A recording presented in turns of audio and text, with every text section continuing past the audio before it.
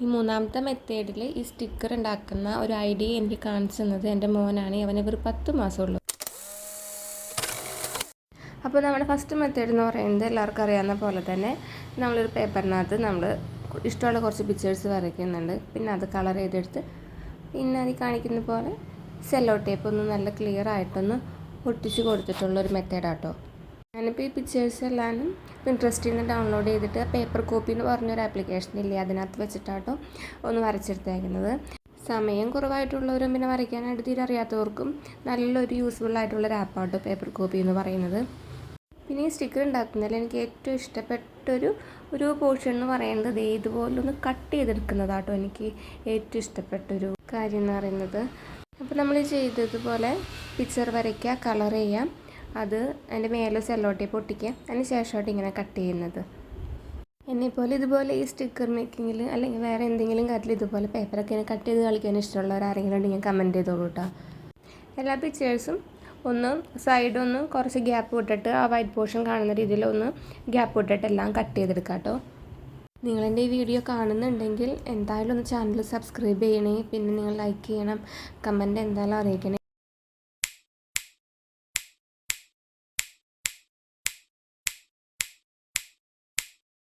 എനിക്ക് എഡിറ്റിംഗ് വലിയ വശമൊന്നുമില്ല, എന്നാലും വെറുതെ ഒന്ന് അത് കണ്ടപ്പോൾ ഒരു ഇഷ്ടപ്പെട്ട് ചെയ്തതാട്ടോ.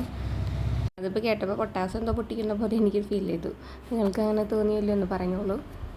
കട്ട് ചെയ്ത് മാറ്റി വെച്ച ആ പിക്ചേഴ്സിനെ നമ്മളിനി സ്റ്റിക്കറാക്കുക കേട്ടോ. അതിന് നമ്മളൊരു ബട്ടർ പേപ്പർ എടുക്കുക, അല്ലെങ്കിൽ ഏതെങ്കിലും സ്റ്റിക്കറിൻ്റെയൊക്കെ ആ ഒരു ബാലൻസ് വരുന്ന പോർഷനില്ലേ അതെടുക്കുക, നെയിം സ്ലിപ്പിൻ്റെയൊക്കെ കിട്ടുന്നില്ലേ അതെടുക്കുക, അതിൻ്റെ മേലെ സെല്ലോ ടേപ്പ് ഒട്ടിച്ച് കൊടുക്കുക. പിന്നെ അതിൻ്റെ മേലേക്കായിട്ടാണ് നമ്മൾ കട്ട് ചെയ്ത് വെച്ചേക്കണം ഓരോ പിക്ചേഴ്സും ഇതുപോലെ കറക്റ്റായിട്ട് നിരത്തി വെച്ച് കൊടുക്കുക. പിന്നെ അതിൻ്റെ മേലെ ഒന്നും കൂടി സെല്ലോ ടേപ്പ് ഒട്ടിച്ചു കൊടുക്കുക കേട്ടോ. എന്നിട്ട് വീണ്ടും അത് കട്ട് ചെയ്തെടുക്കുക. സെല്ലോ ടേപ്പ് ഒട്ടിക്കുമ്പോൾ നല്ല നീറ്റായിട്ട് ഒട്ടിച്ചു കൊടുത്തോളൂ കേട്ടോ, അല്ലെങ്കിൽ ഇതിങ്ങനെ അങ്ങനെ ചെറിയൊരു മടക്കൊക്കെ വരില്ലേ, അപ്പോൾ ഇച്ചിരി വൃത്തിയായിട്ട് പോലെ തോന്നും.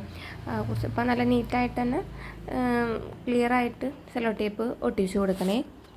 ഞാനിതിൽ വരച്ച് വയ്ക്കുന്ന കളേഴ്സില്ലേ ഗിൽറ്റർ പേനയോടെ കേട്ടോ ചെയ്തേക്കുന്നത്. അപ്പോൾ സാധാ സ്കെച്ച് പേനേക്കാളും കുറച്ചും കൂടി ഭംഗി എനിക്ക് തോന്നിയിട്ടുണ്ട് ചെയ്ത് കണ്ടിട്ട്, ഞാൻ ചെയ്തിട്ട്. അപ്പോൾ അതുകൊണ്ടാണ് ഞാൻ എല്ലാവരും കളർ ചെയ്തേക്കുന്നത് ഗിൽറ്റർ പേന കൊണ്ടാണ് കേട്ടോ. നിങ്ങളുടെ കയ്യിൽ ഗിൽറ്റർ പേന ഉണ്ടെന്നുണ്ടെങ്കിൽ ട്രൈ ചെയ്ത് നോക്കാം കേട്ടോ. ഇല്ലെങ്കിൽ കുഴപ്പമൊന്നുമില്ല, മറ്റേ സാധാ സ്കെച്ച് പേന വെച്ച് ചെയ്താലും കാണാൻ നല്ലതൊക്കെയാണ് കേട്ടോ. പക്ഷേ ഇത് കുറച്ചും കൂടി എനിക്ക് ഭംഗിയായിട്ട് തോന്നിയിട്ടുണ്ട്, അതുകൊണ്ടാണ് ഞാൻ അതങ്ങനെ ചെയ്തത്. നമ്മുടെ സ്റ്റിക്കേഴ്സ് എല്ലാം റെഡി ആയിട്ടുണ്ട്. നമ്മളത് ഓരോന്ന് പീൽ ചെയ്ത് നമുക്കിതുപോലെ ഒട്ടിച്ചു കൊടുക്കാം കേട്ടോ. വേണമെന്നുണ്ടെങ്കിൽ നല്ല കട്ടിയുള്ള ഒരു ട്രാൻസ്പെറൻറ്റ് ഷീറ്റിനകത്ത് ഓരോ സ്റ്റിക്കേഴ്സും പീൽ ചെയ്ത് ഒട്ടിക്കുക. എന്നിട്ടൊരു ഷീറ്റ് പോലെയൊക്കെ ആവശ്യമുണ്ടെങ്കിൽ അതിൽ നിന്ന് എടുത്തൊട്ടിക്കാം.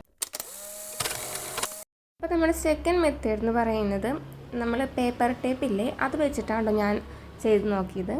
ഇത് ഞാൻ മുൻപ് ഇതിനകത്ത് ഷോർട്സ് ആയിട്ട് ഇട്ടിട്ടുണ്ട്.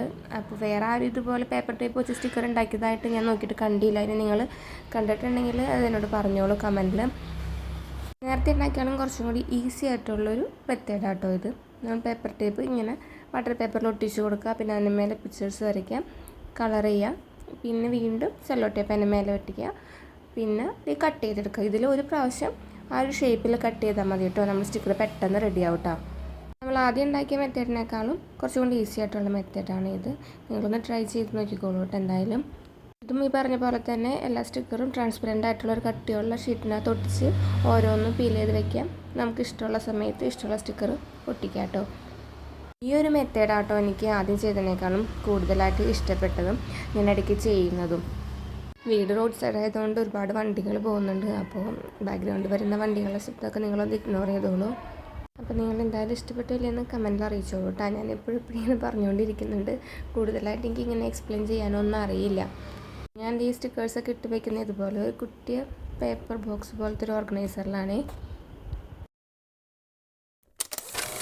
ഈ തേർഡ് മെത്തേഡ് ശരിക്കും എനിക്ക് കാണിച്ചിരുന്നത് എൻ്റെ മോനാട്ടോ. അവന് 10 മാസമുള്ളൂ. ഇങ്ങനെ ഒരു ഐഡിയ കിട്ടുന്ന പോലും ഞാൻ വിചാരിച്ചില്ല. ഇതെങ്ങനെ കിട്ടിയെന്ന് വെച്ചിട്ടുണ്ടെങ്കിൽ അവൻ എല്ലാ സാധനവും വായിലെടുത്തിടും. അതുപോലെ തന്നെ ഈ ഒരു സ്റ്റിക്കർ കണ്ടപ്പോൾ താഴെ കണ്ടപ്പോൾ ആളെടുത്തത് വായിലിട്ടതാണ്. അപ്പോഴാണ് നോക്കിയപ്പോൾ അതിലെ ബാക്കിലെ എല്ലാ പേപ്പറും പോയി ഇതുപോലെ ഒട്ടിപ്പിടിക്കുന്ന രീതിയിലായിട്ടുണ്ട്. അങ്ങനെയാണ് ഞാൻ ഈ മെത്തേഡ് ചെയ്ത് നോക്കി. അപ്പോൾ ഇത് വർക്കിംഗ് ആണ്.